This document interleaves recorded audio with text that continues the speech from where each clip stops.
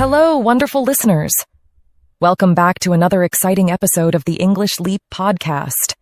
Hey everyone, it's fantastic to have you with us today. I'm Daniel. And I'm Jennifer. We're your hosts on this journey to mastering English. That's right. Here at the English Leap podcast, we believe that learning English should be practical and engaging. Absolutely. We're all about lively conversations that help you improve your English skills. Please join us as we take a moment to reflect on and discuss today's important topic. Daniel, with all the news about Hurricane Milton lately, it really got me thinking.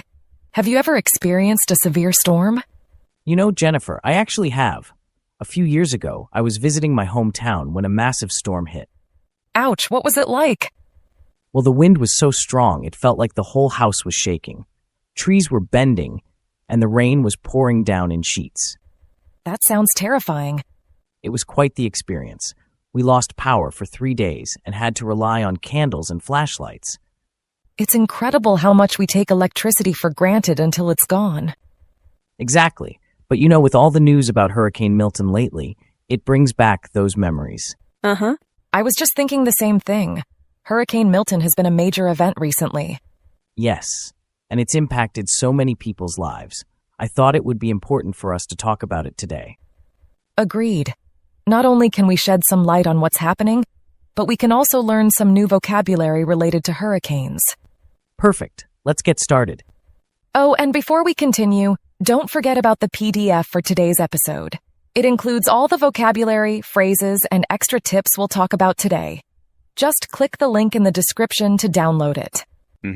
And later on, our friend Charlotte, our vocabulary expert, will join us to break down some key words and expressions, making them easy to understand and remember. That's right.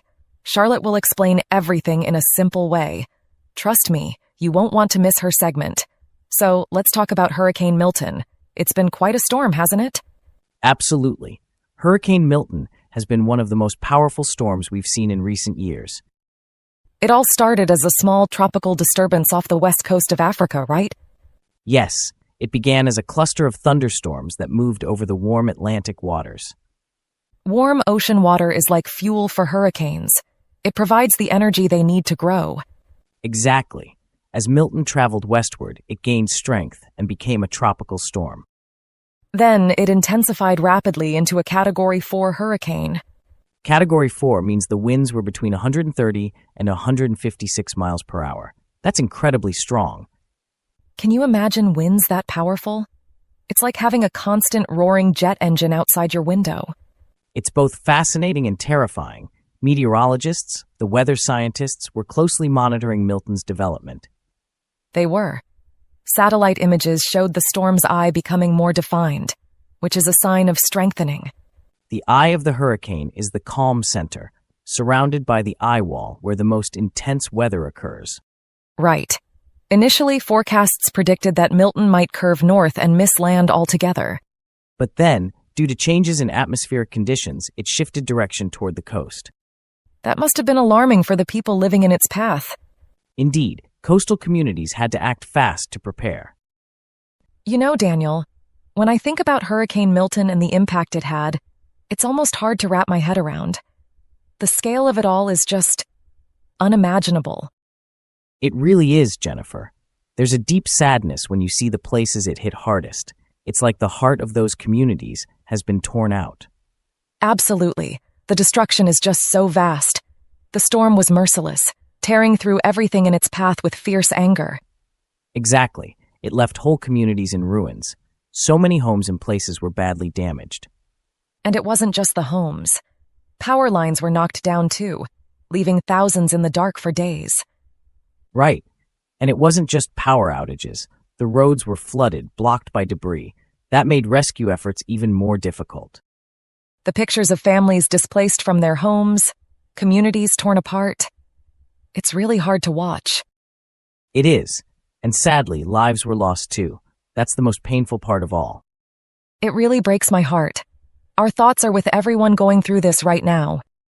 Absolutely. And while we focus on the human impact, we can't forget the toll this took on the environment too. Exactly. Wetlands, wildlife habitats, all severely disrupted. This damage goes deeper than just what we see on the surface.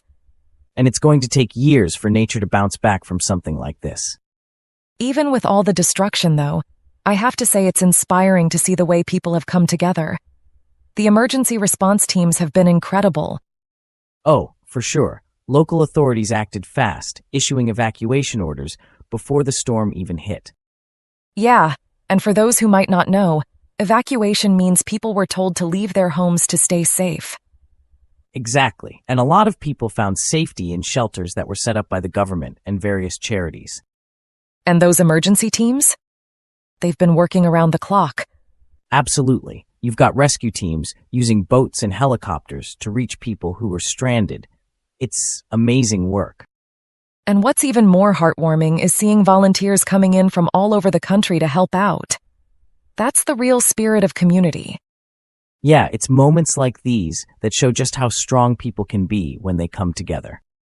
Definitely. But, some concerns have been raised about whether the disaster preparedness plans were really up to the task for something this big. I've heard that too. Unfortunately, some areas didn't get the warnings they needed in time. There's definitely room for improvement. That's why communication is so key in situations like this. Absolutely. If we can improve how we prepare and respond, we can save lives and minimize damage. Speaking of preparation, Daniel, what do you think about how storms like Milton are getting more intense? It seems like hurricanes are getting stronger every year. That's a great question, Jennifer. A lot of scientists are saying climate change is a major factor behind the increasing severity and frequency of these storms. It makes sense with ocean temperatures rising. Warmer waters fuel stronger storms, right? Exactly. And don't forget, rising sea levels make storm surges even more dangerous. It feels like Hurricane Milton is a sign of these changes we're starting to see, right in front of us. No doubt about it. It's a wake-up call. We need to take climate change seriously because storms like this aren't going away. And we all play a role, don't we? Even small changes can help. Totally. Things like using less energy, recycling more. These small actions add up. You nailed it, Daniel. As we were talking about Hurricane Milton earlier, I couldn't stop thinking about some of the amazing stories coming out of the affected areas. Same here. The bravery and resilience of people. It's been so inspiring to hear about. People like those who stayed behind during the storm to take care of others, those rescuing families trapped in their homes, and volunteers who organized support for those in need. That's the spirit that gets communities through tough times. Everyone pitching in, doing whatever they can. Exactly. These stories show us the human side of these disasters, and they remind us of the power of compassion and unity. But beyond the personal stories, we can't forget about the economic toll this hurricane has left behind. Yeah, rebuilding after something like this is no small feat. So many businesses have been destroyed, and it's going to take a long time for them to recover. Local shops, restaurants, they're all struggling just to get back on their feet. And it's not just the business owners who are hurting. Their employees are now out of work, with no income coming in. It's tough for everyone. Insurance companies are dealing with more claims than they can handle. And some people didn't even have insurance, which is just heartbreaking. The real estate market's been hit hard too. Property values have plummeted in the wake of the storm. It's going to be a long road to recovery. A lot of patience and resilience will be needed. Speaking of resilience, have you noticed how the media's been covering all this? Oh, for sure. It's been all over the news. And social media? It's just nonstop updates, photos, videos, people sharing in real time. It's been helpful in a lot of ways, keeping people informed and connected, but we've got to be careful. There's a lot of misinformation out there. Exactly. It's so important to check facts before sharing anything online. It's easy to spread false info in moments like these. Overall, though, the media has done a great job of bringing attention to the areas in need. And the public's response has been overwhelming. Donations, supplies, people are really stepping up to help. It's always heartwarming to see that kind of generosity during times of crisis. Absolutely. It reminds us that even in the hardest times, people are capable of so much kindness. But it also raises an important question. What lessons can we learn from Hurricane Milton? One important lesson is the need for better emergency planning. While the response has been admirable, we have to ask ourselves if we could have done more to prepare. Were there enough shelters? Did people have access to the right information early enough to evacuate safely? Yes, having clear evacuation routes and plans is crucial. In some cases, evacuation orders came late, or people didn't know where to go. Making sure that people know what to do and where to go in advance can save lives. And then there's the issue of infrastructure. Improving the infrastructure to withstand storms can save lives and reduce damage. For example, stronger buildings, flood defenses, and even better drainage systems could prevent the kind of widespread destruction we've seen. Exactly. Coastal areas in particular need to be designed to resist the power of these storms. If we can strengthen homes, roads, and power grids, we can limit the damage. Early warning systems also need to be effective. Technology has improved, but there are still gaps in communication. Getting information to people as quickly as possible can be the difference between life and death. And educating people on how to prepare is essential. People need to know how to respond to a storm, whether it's evacuating or preparing their homes for the worst. More public awareness campaigns could really help. But beyond the immediate lessons, we also need to think about the bigger picture: climate change. Some scientists say it could be making hurricanes stronger and more frequent. That's a point that's hard to ignore. Warmer ocean temperatures and rising sea levels seem to be contributing to the intensity of storms like Hurricane Milton. Addressing environmental issues might help reduce future disasters. If we don't act on climate change, we could be facing more hurricanes of this magnitude in the future. It's a wake-up call that we need to take seriously. We all have a part to play in protecting our planet. Even small actions, like reducing energy use, recycling, and supporting renewable energy, can make a difference. It's about making responsible choices now to protect the future. Well said, Daniel. It's a collective responsibility, and we can all contribute. I hope we can learn from this disaster and be better prepared for the future. Me too. It's important for everyone's safety, and we owe it to the next generation to make sure they inherit a safer, more resilient world. Now, before we wrap up, let's bring in Charlotte for the vocabulary breakdown. That's right. Charlotte will explain some of the key words and phrases we use today. Thanks, Jennifer and Daniel. Hi, everyone. Let's go over a few keywords from today's conversation that can help you improve your English. Hurricane. Meaning, a powerful storm with strong winds and heavy rain. Example, Hurricane Milton caused severe damage to the coastal town. Tropical disturbance. Meaning, a weather system with organized thunderstorms, usually in the tropics, which can develop into a hurricane. Example, a tropical disturbance off the coast of Africa turned into a major hurricane within days. Storm surge. Meaning, an abnormal rise of water generated by a storm over and above the predicted tides. Example, the storm surge from the hurricane caused severe flooding in coastal areas. Meteorologists. Meaning, scientists who study weather and climate. Example, meteorologists closely monitored the storm as it approached the coast. Eye of the hurricane. Meaning, the calm center of a hurricane surrounded by the most intense part of the storm. Example, the eye of the hurricane passed directly over the city, bringing a brief period of calm. Eye wall. Meaning, the area surrounding the eye of the storm where the most intense wind and rain occur. Example, the eye wall brought powerful winds and torrential rain to the region. Atmospheric conditions. Meaning, the state of the atmosphere at a given time, including factors like temperature, wind, and pressure that affect weather. Example, due to changing atmospheric conditions, the storm shifted unexpectedly. Unimaginable. Meaning, impossible to think of or comprehend, beyond what one can imagine.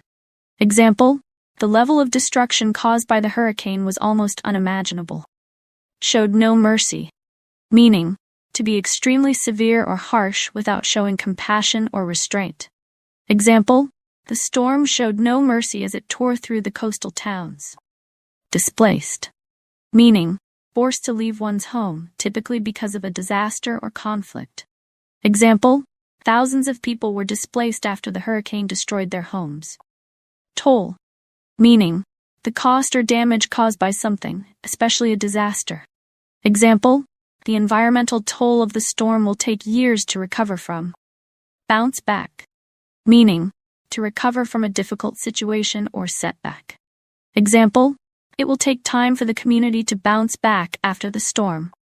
Evacuation, meaning the process of moving people from a dangerous area to a safer place. Example, evacuation orders were given as the hurricane approached the coast. Rescue teams, meaning groups of people trained to save others from dangerous situations. Example, rescue teams used helicopters to airlift people stranded by the floodwaters. Wake-up call, meaning an event that alerts people to a problem or the need for action. Example, Hurricane Milton is a wake-up call for us to take climate change seriously. Selflessness, meaning concern for the well-being of others before oneself, being unselfish. Example, the nurse's selflessness during the hurricane was an inspiration to everyone. Economic toll, meaning the financial damage or loss caused by an event, such as a natural disaster. Example, the economic toll of the hurricane will be felt for years as businesses struggle to rebuild. Plummeted, meaning to fall or drop sharply. Example, after the storm, property values plummeted, leaving many homeowners in financial distress. Resilience, meaning the ability to recover quickly from difficulties or challenges. Example, the resilience of the community was evident as they began to rebuild after the storm. Power outages, meaning a period when electrical power is not available. Example, the storm caused widespread power outages, leaving thousands without electricity. Working around the clock, meaning working continuously, day and night without stopping. Example, emergency response teams have been working around the clock to help those affected by the hurricane. Stranded, meaning left in a difficult or helpless situation, unable to leave or move. Example, many people were stranded in their homes as floodwaters rose around them. Debris, meaning scattered pieces of waste, remains, or broken material, usually after something has been destroyed. Example, after the hurricane, the streets were filled with debris from fallen trees and damaged buildings. So that wraps up all the key phrases and vocabulary from today's conversation. I hope you found it helpful. Thank you so much, Charlotte. That was very helpful. Yes, we appreciate it. Expanding your vocabulary is key to learning English. Well, that brings us to the end of today's episode. We hope you found our conversation both interesting and useful. Don't forget to download the PDF with all the vocabulary and notes from today's show. We'd love to hear your thoughts, so please leave us feedback. And make sure to subscribe for more episodes of the English Leap podcast. Thank you for tuning in. Until next time, keep practicing and stay curious. Take care, everyone, and keep leaping towards your English goals. Your progress doesn't end here. To continue advancing your English skills, click on the next video or explore the additional videos we've thoughtfully selected for you.